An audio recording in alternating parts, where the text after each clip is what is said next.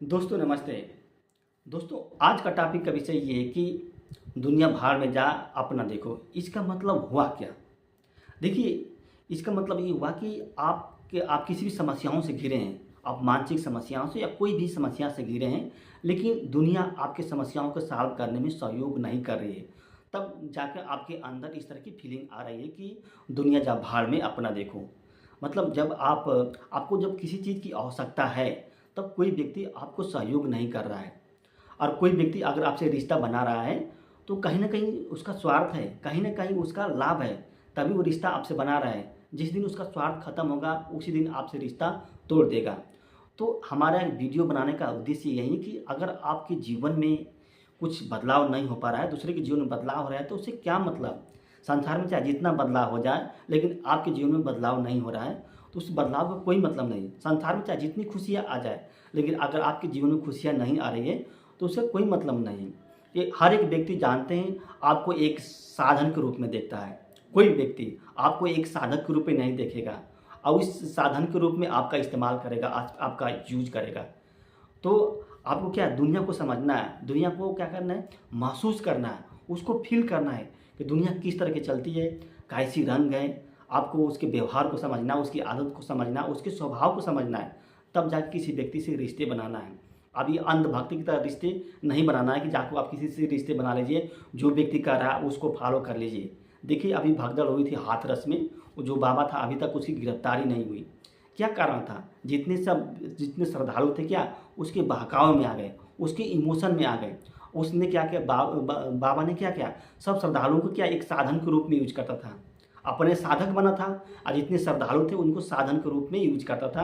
अपना अपना स्वार्थ सिद्ध करता था, अपना उल्लू सीधा करता।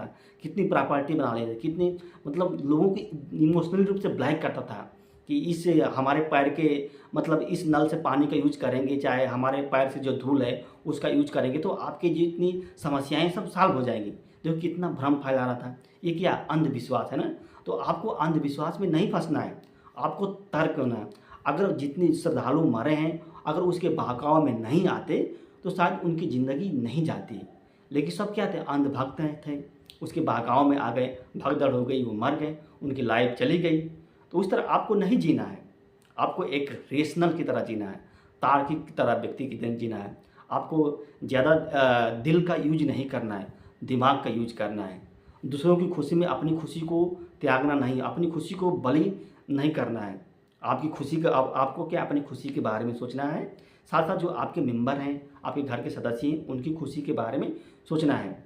आपको क्या किसी से जैसे जैसे कोई व्यक्ति किसी व्यक्ति को ढूंढ रहा है, तो कहीं ना कहीं उसका मतलब है, तभी वो व्यक्ति उस व्यक्ति को ढूंढ रहा है।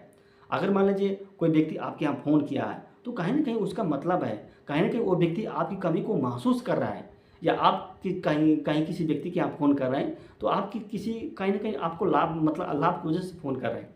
कहीं न कहीं आप उस व्यक्ति की कमी को महसूस कर रहे हैं, तो आप किसी व्यक्ति की कमी को महसूस मत कीजिए। अगर आप किसी व्यक्ति की कमी को महसूस करेंगे, तो आपको प्रॉब्लम क्रिएट हो जाएगी, आपको समस्या क्रिएट हो जाएगी।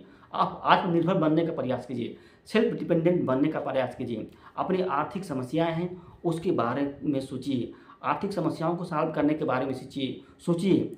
जिस दिन आपकी आर्थिक समस्याएँ सॉल्व हो जाएगी, बहुत सी समस्याओं का समाधान हो जाएगा। मानसिक समस्याएँ ऑटोमेटिक सॉल्व हो जाएँगी, सामाजिक समस्याएँ ऑटोमेटिक सॉल्व हो जाएँगी। तो दूसरा व्यक्ति आपके बारे में कितना सोचेगा, एक सीमा तक दूसरा व्यक्ति आपके बारे में सोच सकता है, उसके बाद आपके बारे में दूसरा व्यक्ति नहीं सोच सकता है। आपको खुद सोचना पड़ेगा जब तक। यानी कि कहने का मतलब ये है कि अपन